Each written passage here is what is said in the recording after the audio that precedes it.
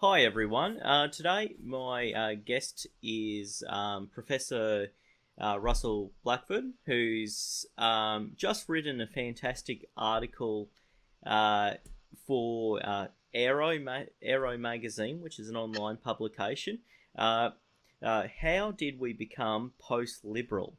And I just found this was an absolutely fascinating article because it starts off with the history of liberalism and how complex that history is, and then it gives us some reasons about why we've sort of moved into this post-liberal area. And I've got some questions about that. And I believe you've also written a book. So could you tell me what the title of your book is? Okay, new book called The Tyranny of Opinion, subtitled Conformity and the Future of Liberalism. I'll hold it up. That's fantastic. Yeah, yeah. Yeah, The Tyranny of Opinion, officially published by Bloomsbury Press on the 18th of October. So the official publication date is coming up very soon now. But obviously there are copies in the wild. I've got author's copies, Ah, which I was fantastic. holding up just now. So where can people buy your book? Well, I mean, all the usual places, Amazon, the Australian Amazon, I would think, the Book Depository and all those. I can't tell you offhand what Sure. bookshops have it in. You can buy it direct from Bloomsbury. Go to their site and you can order copies from there. So all the usual places really that people buy books, except like other books published by academic presses, and if this is the academic arm of Bloomsbury, you're probably not going to find it at the airport or Yeah. whatever, right? You might have to go to a more specialised bookshop or order it in or go online. So, So the book though, would you say it's accessible to the general reader? Oh, yeah, it's written to be clear prose, to be accessible, yeah. The fact that it's written and published by an academic press doesn't mean it's going to be unintelligible. Yeah, because it's such it's such a interesting topic at the moment. I think it's something that a lot of people are interested at the moment. So hopefully, lots of people, not just academics, will get a copy of your book and sort of go. And I'm sure you go in a lot more detail than you do in your article, but the article's of course a good starting point. Yeah, well, I hope the book makes a splash. The article actually is a bit of a supplement to a book in a way, because the book's talking about political and social conformity. That's really the topic. It goes back to, well, at least the thought of John Stuart Mill. There's a lot of stuff about John Stuart Mill's very famous book on liberty. But in talking about our current situation, I'm talking about the fact that there is just so much authoritarianism around, so much pressure to conform, and it doesn't come from just one side of politics. It comes from both the right and the left. I don't so much in the book go into the history of how that came about. I'm interested in the fact that that is the situation we face and what can be done about it. But in the essay in Aero magazine, I asked myself, well, how did we get into this mess? And so, although there's some overlap between the book and the essay certainly gives you an idea of the style of the book, Mm. the essay adds a little bit. Yeah, So they're complementary. gives it a bit of a context. Yeah, that's really good. I'll definitely get a copy. I'm very interested in checking it out. And of course, I'll have a confession with you and everyone watching that it's actually been a while since I've actually read Aero magazine. But of course, just like every other person in the world, I was brought to Aero magazine by the academic hoax. Oh, right, Yeah, yes. It's very topical this week because the hoax perpetrated by Peter Boghosh and Jim Lindsay and Helen Pluckrose, that's suddenly in the news. yes, yeah, and when going there, it got me to have another look at the Aero publication, and I discovered your great article. So I Oh, might, okay, that's how you got to it. Well, I can yeah. thank those three people that they took you there. But look, it's a great online magazine. Lots of really good discussion. Yes, yeah, yeah. I've got a long list of articles that I want to go through. But look, I'll start with my question specifically about your article. So, in the start of your article, you quote the Stanford Encyclopedia of Philosophy, stating, "Liberalism is more than one thing. On any close examination, it seems to fracture into a range of relative but sometimes competing visions." So my question to you is, what are these different visions, and what do they have in common? But where do they also differ? Okay, well, it's a large question because there are many liberalisms, from statesmen, from philosophers, and from people in different parts of the world and different parts of history. So Mexican liberalism might not be quite the same as British liberalism. Argentinian liberalism and French liberalism may not be the same. There's those geographic factors, and there's a long history to liberalism in different countries. Historically, you can see liberalism coming out of the French Enlightenment and even from some 17th century thought. But liberalism as a word applied to a political point of view only arises in the early 19th century, so after the French Enlightenment of the 18th century, right? And you see it arising in different ways again in different countries, and you see it changing over time. After, say, the 1870s, liberalism starts to take on a new form in England, say, where it becomes much more concerned with, with social welfare, regulation of markets, spending by government. That had not really been so much a feature before the 1870s. In America, liberalism really only became a word in the political context in the 1930s.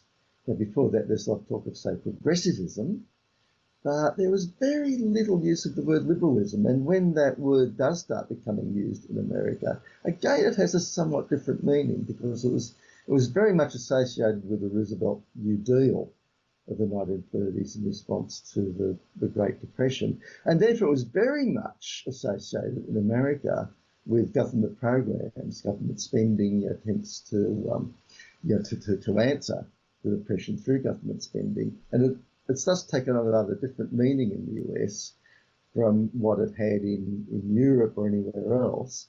And more recently, I think it's changed yet again because now the emphasis is so much on identity politics, in the sense that it's so much focused on assisting historically oppressed groups. So you can see a series of transformations. The liberalism of, say, the 1870s in England was a revisionary kind of liberalism, bringing in the welfare state. The liberalism of the 1930s in the US, you can say, was very much a US sort of phenomenon, but similar to the welfare liberalism in the UK of the period leading up to the 1930s, and it's changed since. So you can see how it fragments, and there are probably even other varieties that we could talk about, but it's not one thing. However, historically, it has been very strong on, for example, secular government, on individual liberty, and more specifically on freedom of speech, freedom of discussion and a variety of different ideas. Yeah, that's been something that's run through liberalism virtually all the time, but these days what's called liberalism in the US, for example, often de-emphasises that.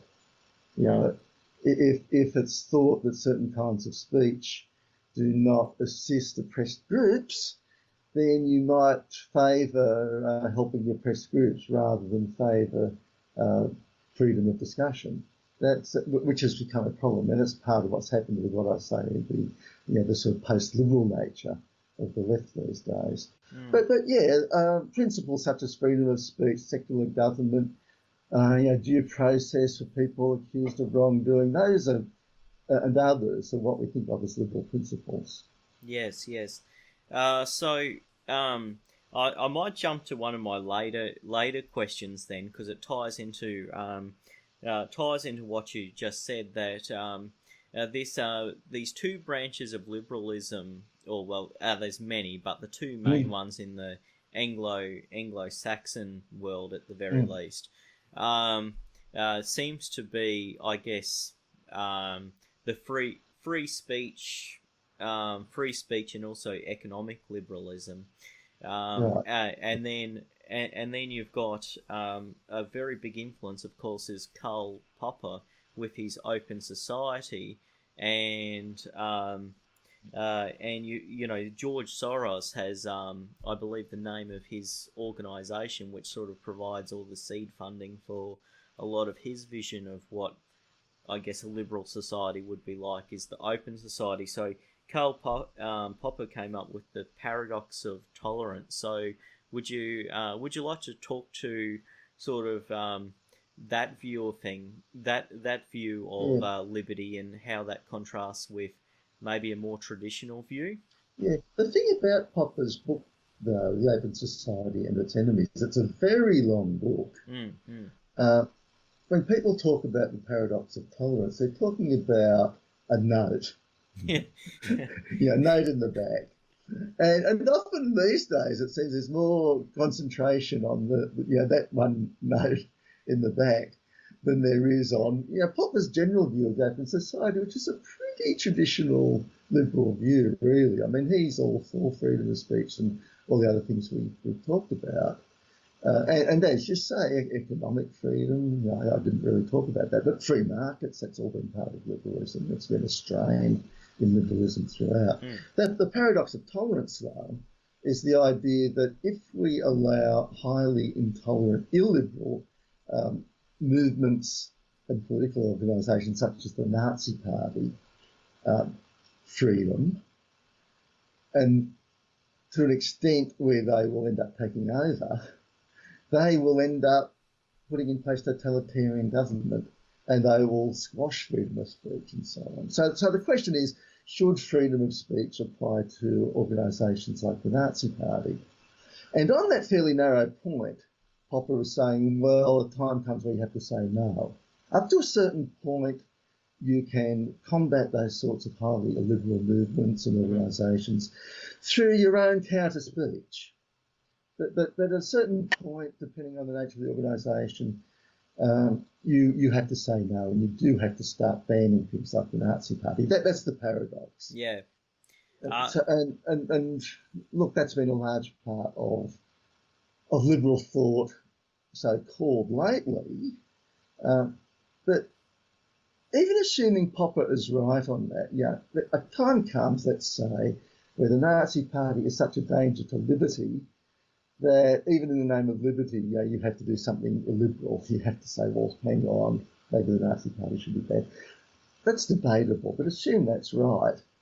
The trouble is people then start comparing all sorts of organisations, movements, individuals to the Nazi Party, and you're on a slippery slope. That's one obvious worry, even if Popper had a point. He probably did have a point in the particular circumstances of Weimar Germany that had provoked that comment, because he's writing in 1945, at the end of the Holocaust, the Second World War, and all the rest of it. But now you see everyone called a Nazi if people don't like them.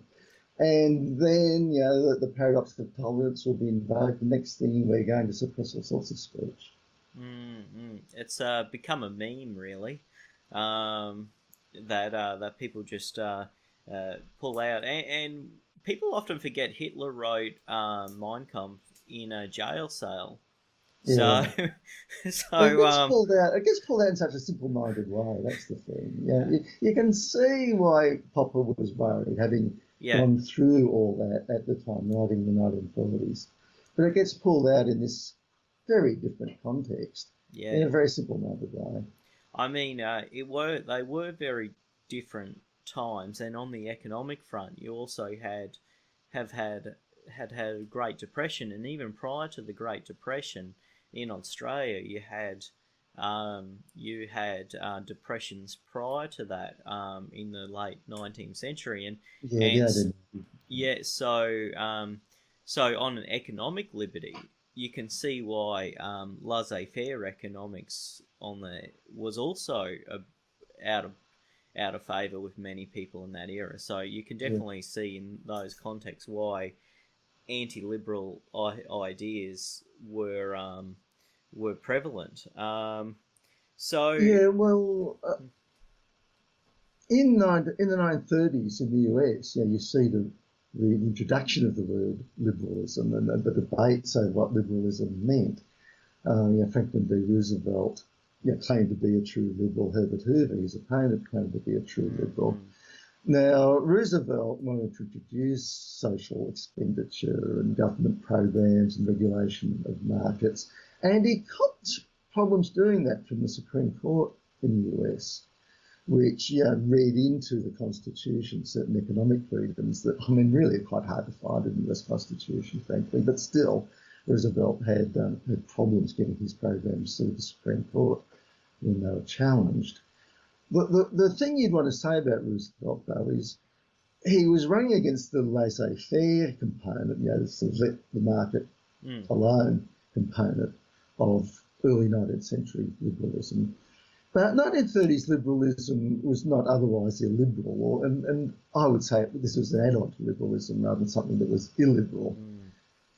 I'm more worried these days about liberals who actually want to reduce freedom of speech, and not necessarily even by law, but by all kinds of social mechanisms to control what can be said without you being demonised perhaps as a Nazi or whatever it might be, far right. There are many mechanisms at the moment to try to reduce conformity in what we can say. And they've always come from the right, but these days they're also coming from the left. And I suppose it's in that sense I'm saying they're post-liberal, because nobody with a lot of power these days is really standing up strongly for freedom of speech.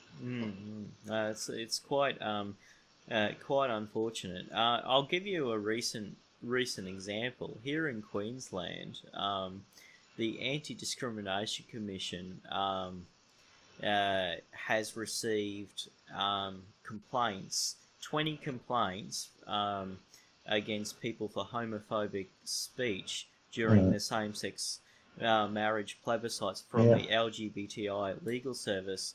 That service was funded by the Queensland government. It was in receipt of it received funding to monitor the plebiscite during the debate, and no doubt when it comes out, the things these people said will probably be quite horrific. But reading what they said on their website, when they define what hate speech is, it's pretty clear that even what the law currently covers, they feel is inadequate. They feel that pretty much there's a lot of speech that currently isn't legally vilification or hate speech that that they would love to see made vilification and hate speech. So I don't see how that sort of thing has anything to do with liberalism anymore. It's really, as you've titled the article, it's post-liberal. Yeah, look, hate speech is a very difficult one. It's certainly true that the communists, with the hate speech against, for example, wealthy peasants and so on. But I really want to say the Nazis, with their propaganda against the Jews and various other groups, were able to use hate speech of a certain kind as a precursor to genocide. Right? Once you start talking about certain kinds of people as being, rats and pigs and snakes and cockroaches, as it was in Rwanda, that sort of speech is genuinely dangerous. And I don't have too much trouble about narrowly crafted laws that try to prohibit that kind of speech. Again, the problem is the slippery slope. Once you start outlawing certain kinds of speech, you've got to be extremely careful, or it's going to start running wider and wider and wider. And before you know it, all sorts of people will be accused of genocidal speech, dehumanising speech, and so on, when they may have said something quite anodyne. So on the one hand, I don't think it's necessarily illiberal to say, well, we have discovered, since John Stuart Mill was writing 1850s, that certain kinds of speech really are very, very dangerous, dehumanising, genocidal kinds of speech, such as the Nazis used, such as the communists used in a different sort of circumstances, as was certainly used in places like Rwanda. That's one thing. But you can get to the point where you're accusing even very liberal-minded people who are on your own side, but who might dissent in some way. You can start accusing them of being like Nazis. Yes. Or like now that's the danger, and all sorts of people can then be forced to conform in quite narrow ways. So I do have worries about the way Section 18C, which I guess is what you're referring to, of the Racial Discrimination Act, is I think it is probably too wide and too vague and open to manipulation. I don't necessarily have an objection to some kind of law, though, about racial vilification. I just think it has to be very carefully and narrowly framed. And I certainly worry about people who want 18C or a law like that to go even wider, because it can certainly be misused to censor all kinds of ideas. Yeah, my concern with that is that, for example, in the case in Queensland, I'm quite sure they were very careful to pick only the worst offenders, the ones they complained about, but they kept records of, hundreds of alleged vilifications, and I when you silence people at one level, it used through the force of state, I think it has a trickle down effect, and these aren't easy processes. They're very stressful. They take years. They cost thousands of dollars in so just the fact that a person might be going close to the line, that it's going to have a censorious effect on. And in addition to any actual legal slippery slope, there's also the fact that it will have a silencing effect on people whose speech really isn't covered by those laws. Yeah, you want to be very careful what to get into. Look, there are some lines I think it's easy to avoid even going close to. Yes, yeah, true. I can't imagine myself ever going anywhere near saying, gay men and lesbians are vermin, let's exterminate them, right? Yes, I think that's a pretty easy line to keep away from. So if all the law was saying is don't cross that line, I mean, I'm not going to worry about a law like that. Frankly, I think people who say those sort of things, I don't have much sympathy for them. But at the other extreme, you have cases like, the Rebecca Tuval case. Do you know about this? An American academic. Well, an American academic, a young assistant lecturer, she wrote a paper that was published in the Feminist Philosophy Journal, pardon me, Hypatia, and the argument was that just as liberal-minded people accept transgender as a concept, pardon me, I'll have a sip of water. Just as we accept transgender as a concept, we should accept transracialism as a concept, right? Oh, yes, sorry, I am, yes. And she put a quite complex philosophical argument. I'm not sure that I buy it, but it was legitimate for her to argue this, I think. And I've read the article very closely. I think it's, the article's fine. It argues something radical. As I say, I don't know that I buy the conclusion, but it's well argued, it's scholarly, it cites the right literature, etc. And I had no problem with it being published. But she was then monstered. There was an open letter that was put up online that the article should be withdrawn, etc., etc. 800 plus people signed it. So there's this huge attack, basically, on Rebecca Tuval. Now, this is not an attack on a Nazi. This is not someone who's saying that transgender people are vermin. It's nothing like that. Yeah. She's a very liberal people who is pro-trans, and who put a view that dissented from certain views on the left about the nature of race, and I suppose the nature of the transgender phenomenon. Yes. Okay? And as I say, she was monstered.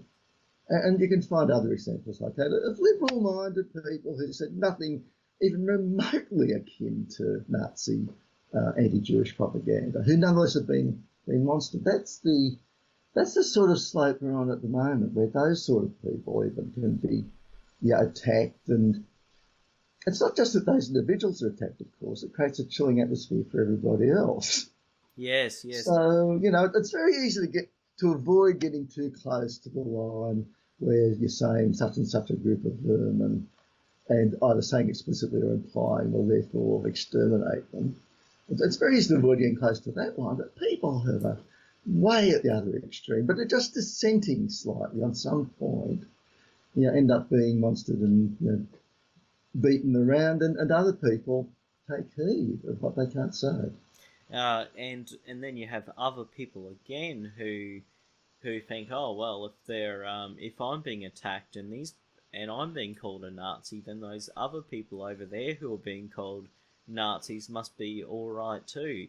But the problem is that the people over there might actually be genuine Nazis. It becomes hard to know, yeah. And people start to, they start getting this alliance of people, and the genuine white supremacists and Nazis and to be honest, I think they're pretty rare. I don't think there's that many of them out there, but it makes it easy for, when everyone's being called a Nazi, it becomes easy for the actual Nazis to sort of hide amongst the people who get called Nazis.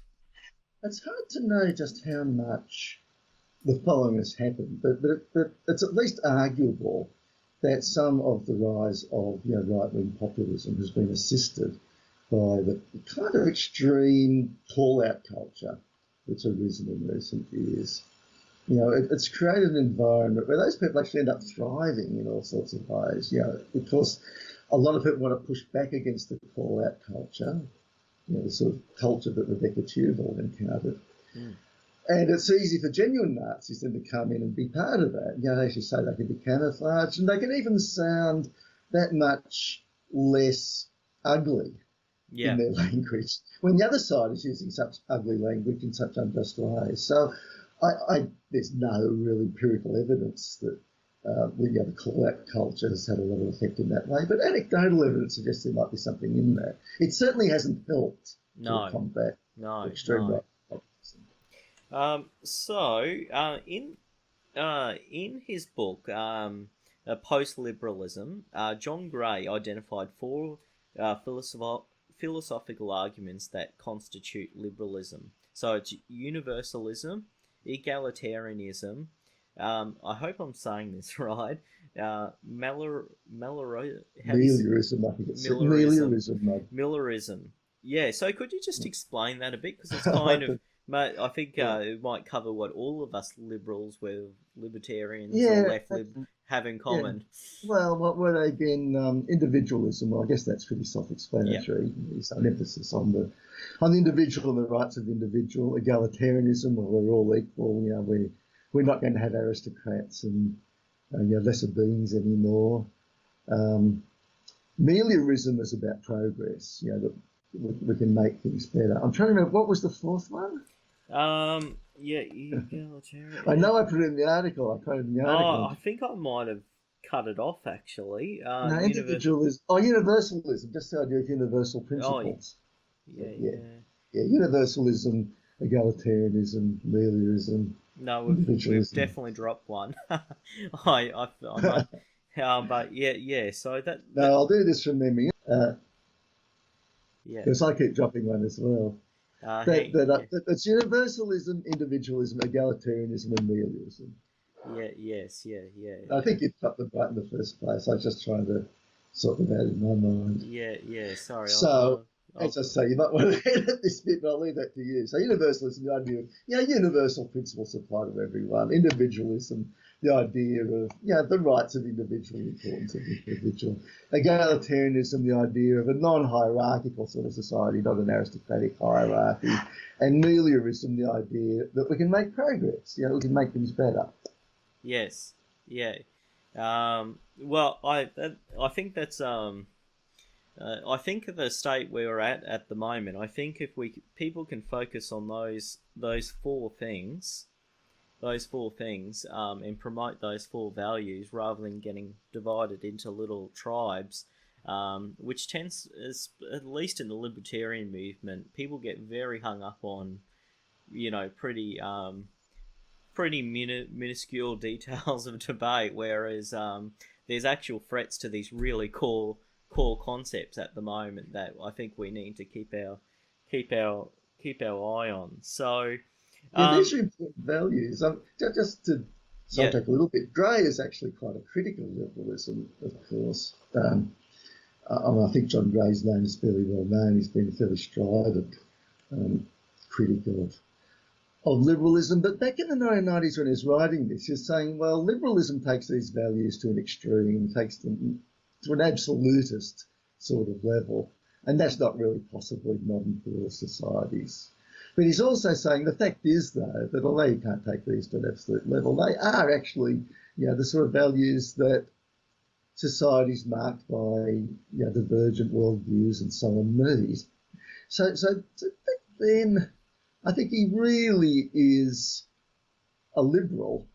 He's just saying you can't ground this very, very deeply and in an absolute way. But you do need these values in societies that are pluralist, societies where people have different views about good and bad and different views about the nature of the world. I mean, I have to say these values seem extremely good to me. I couldn't imagine what would be, yes, sometimes it can be hard, cultural differences and things like that get in the way, um, but I couldn't imagine what would be better than advocating for these values. So what? Well, you think of you So think of the opposite. They're maybe not very good values, right? that's right. That's right. So what are the critiques of liberalism? So we've got the postmodernism, and we've got other criticisms as well. So what are the criticisms that have kind of led to this post-liberal stage? Look, I think the big thing is not so much post-structuralism or postmodernism, though we can talk about that. A lot of people are interested in that. But I think it's that in the particular circumstances of the 60s and the 70s, and particularly moving into the 1980s, there is a strong feeling around that liberalism was not bringing about the right changes quickly enough. Despite the enormous turmoil of the 1960s social revolutions, the civil rights movement, which of course goes back to the 50s, but achieved its successes in the 60s. The women's movement, whatever you call that, feminism, the women's liberation movement, it was often known in the early 70s. These and other movements were thought by the late 1970s not to be making the sort of real-world impact for historically oppressed groups that was hoped. And I think you can really pinpoint it, but around about 1976, say, around about that time, some of the leaders of some of these movements who are more committed to achieving social justice for those groups than they are to liberalism itself start getting impatient with liberalism. And they start looking in various ways to approaches that we would see as illiberal. And I can kind of understand why they would think that way. The question is where it leads you to, and it can lead you to a very illiberal situation. But you can see why, for example, by the 1980s, groups representing African Americans are worried. There's still a lot of racist language around, and a lot of that racist language around in the US is more like the kind of Nazi language. People are still using deeply disparaging epithets about Black Americans. And so they start thinking, well, even though all of the social reformations of the 1960s could be given a justification for moving liberalism, there's a thought that we need more. We actually need maybe to start banning some of this language, particularly on the university campuses in the US. They say introducing speech codes to be very controlling, in some cases absurdly controlling of what sort of things people could say. You see, even a bit earlier than that, in the late 1970s, the feminist movement turning its way from being a women's liberation movement to being a movement much more worried about the sexuality of men. It starts to worry, with good reason actually, about sexual harassment, because women going to workplaces at that time were meeting sort of barriers of sexually exploitative bosses and so on, right? So they start with quite good reasons to worry about that. And they also start to worry about pornography. Yes. And you see the rise of the anti-pornography part of feminism. So sometimes for good reasons, and always I think for at least understandable reasons, you get some of these movements that can start taking you in a liberal direction. I'm not here to say that all of that was rubbish. I'm not here to say that there was no sexual harassment, for example. There are forms of pornography that I don't really like. I don't necessarily want to ban them, but I don't like them. Some should be banned, actually, child pornography, for example. But you can see why back in the second half of the 70s and into the 80s, some of these organisations and their leaders started getting impatient with the melioristic part of liberalism, the idea that we're going to make things better. Well, it started to look like, well, it wasn't making things better quickly enough. So that I think is more what drove it than, say, French post-structuralist thought. I do think that some of these people then latched on to French post-structuralist thought and used parts of it as a new ideology that they could then enforce. But I don't think that was what was driving it. I think a lot of what was driving it was just sheer impatience with the pace of progress. That makes that does make a lot of sense, I have to say, because you've seen the exact same thing happen on the economic front, which is it seems to be that the more progress you have, the more impatient people become. So people were quite reasonably content being serfs for hundreds of years, as far as we can tell. But the moment the Industrial Revolution started to happen and living standards started to increase quite dramatically, it wasn't very long after that you started to see the rise of trade unionism, talk of socialism, unhappy that all the progress people were seeing happening around them wasn't being more equally distributed. So I think you might be onto something there, because it's something I've noted in the past about economics, that, for example, the trade union movement takes a lot of credit for the improvement in people's lives, which is probably more the result of the Industrial Revolution, and their contribution to that was probably significantly smaller than what they would claim.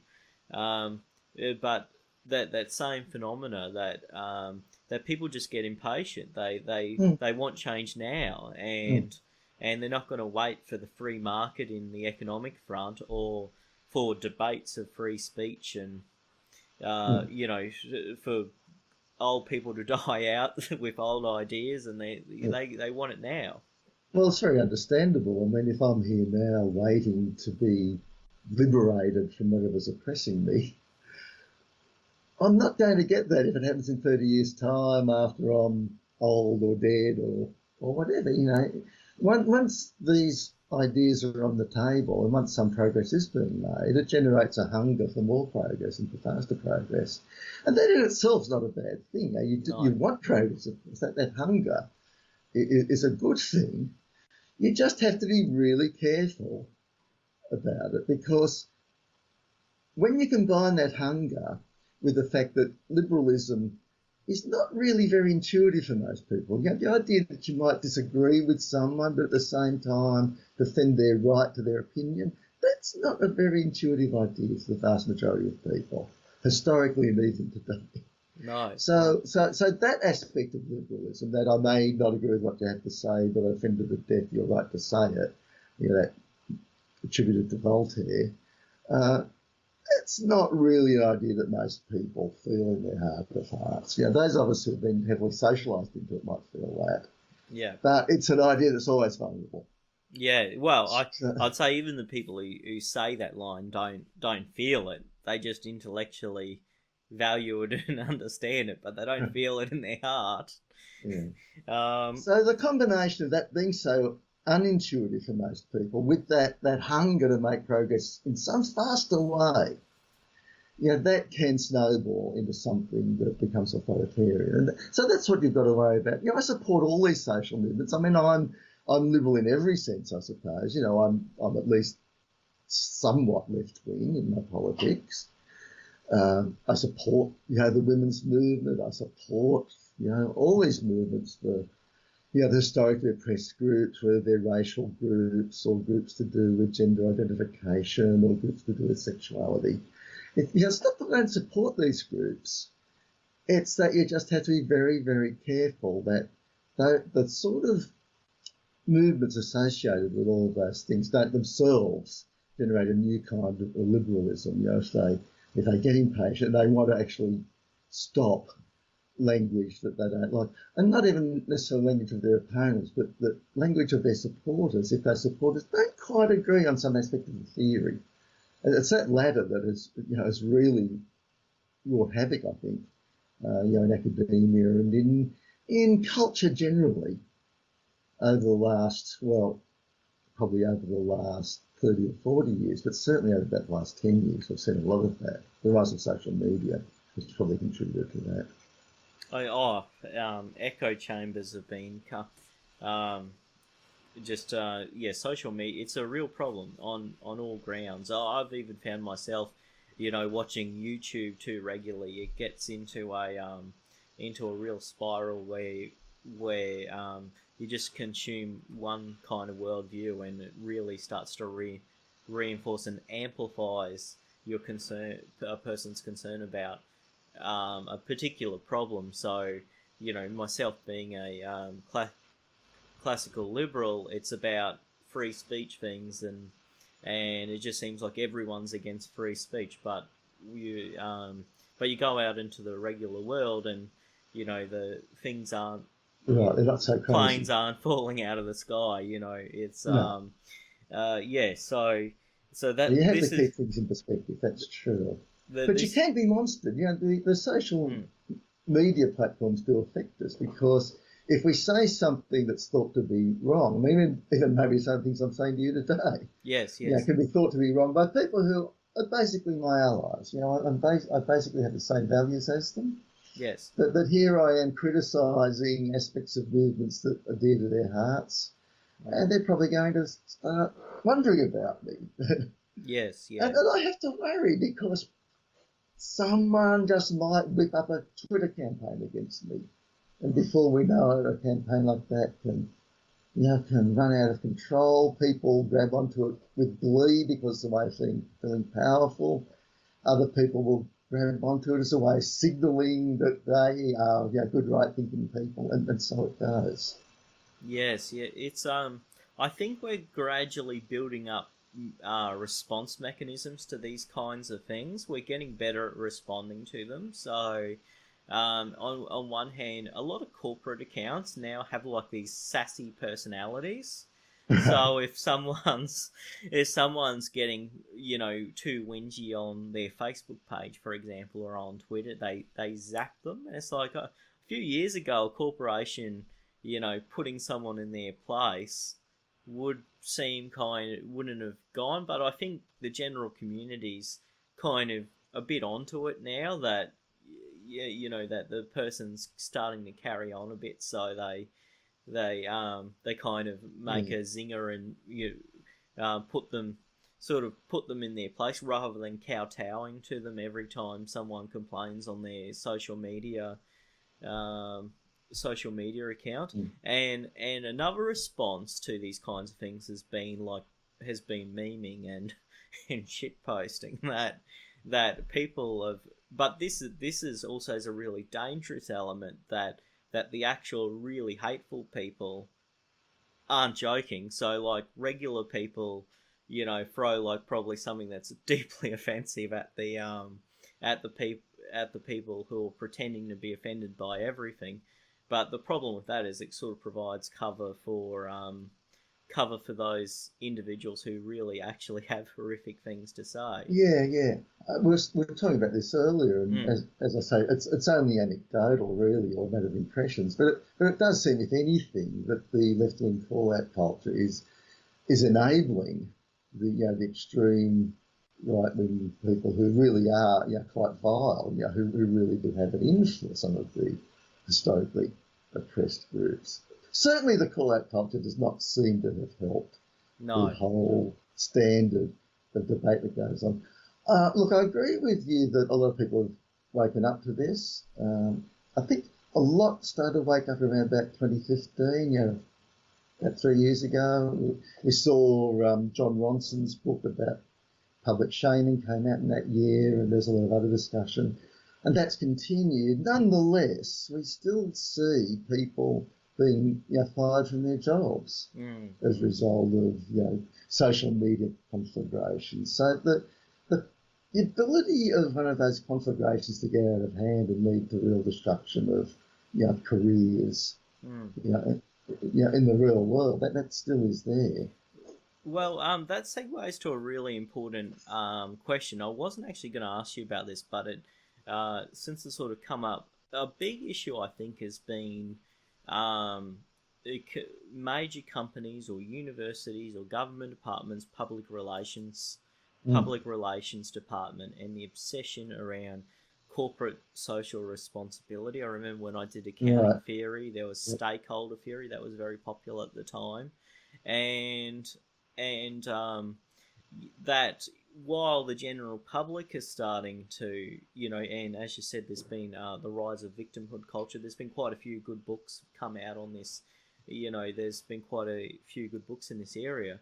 The public relations departments of universities, and they're very quick to throw someone under the bus. So say, the example you used before, if you had a Twitter campaign against you, it's not always the case, but it's quite often that these that corporations or universities or government departments are quite quick to throw an employee under the bus to avoid these controversies. Well, that's right. Now, in the case of Rebecca Tuval, who I was talking about earlier, she seems to have come out of it okay. But we've seen other cases, James Damore at Google. And those are fairly innocuous statements, really. When you actually read what he said, it's analytical. It's not emotive. It's not a rant, as it's often been described as being at all. No. But he's making points that, look, psychology seems to show that there are these tendencies in the distribution of certain emotional characteristics between men and women. It's very careful, and it's fairly anodyne, except that it has the implication that some of the gender ratios that are seen to be unjust might be partly explicable, not by injustice, but by biological mechanisms or whatever. So it's a dangerous thing to say from the point of view of some activists. But it was very innocuous the way it was worded, and yet he ended up being fired. Well, Gizmodo went as far as when they released the memo for people to read, they removed the citations from it to make it look like it was just a rant rather than actually based on evolutionary psychology and things like that. Yeah, well, I mean, that's unjust, isn't it? It's cheating. One just don't think. But even the whole tone of it, I mean, it's the tone that you can imagine. I can just imagine a computer guy thinking about this analytically and writing it in that kind of tone. It's almost. I'm trying to think of the right way to put this, but it's so surprisingly unemotional the way he words it. In fact, nothing like a rant. Yeah. So, and there's lots of situations and the law has been very slow to respond as well. That you it seems sometimes you can't fire a worker for being incompetent, but if they put something on their personal social media account that's politically incorrect, it seems that the law will allow instant dismissal in some of these cases. And Yeah, depends on where you are too. In the US, yeah, it's employment at will. It's very easy to fire most people. Now, academics tend to be a bit better off, particularly if they've got tenure. yeah, So getting rid of tenured academics in the US is close to impossible. yeah, Unless they've done something really heinous, like, I don't know, like a really clear-cut case of sexual harassment of a student, so, in those circumstances. But generally speaking, you won't be able to get rid of an academic merely because they've said something that was considered politically wrong. Or if you do, you may find yourself in trouble. But other people employed in the US, it's employment at will over there, and it's very easy to sack people. no, yeah. The James Damore case was terrible. So I guess to conclude, what can people, how can people sort of defend liberalism? What are some arguments people can give in defence of liberalism against some of these anti-liberal arguments?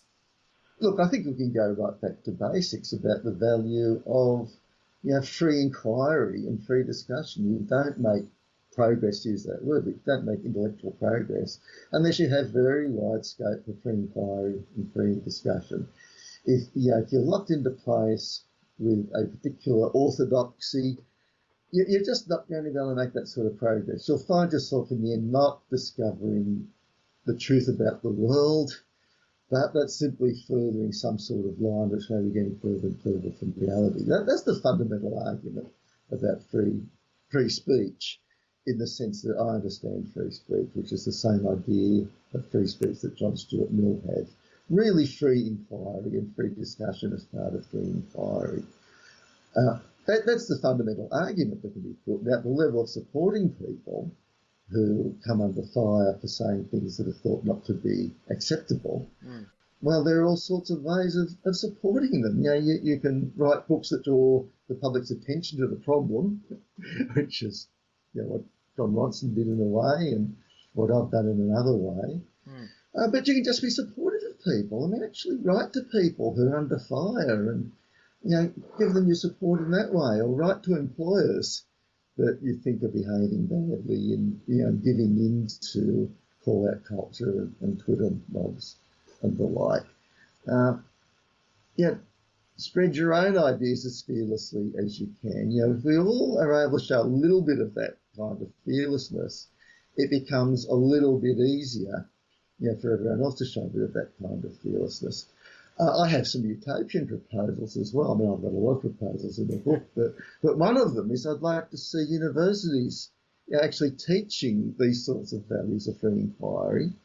But I'd also like them to be teaching, and this is a whole new topic, but I'd like them to be teaching students to understand their own intellectual blind spots, to understand their propensity for motivated reasoning, to understand the temptations of what we call preference falsification, where people pretend to have a view that they don't really have in order to get along or in order to promote themselves.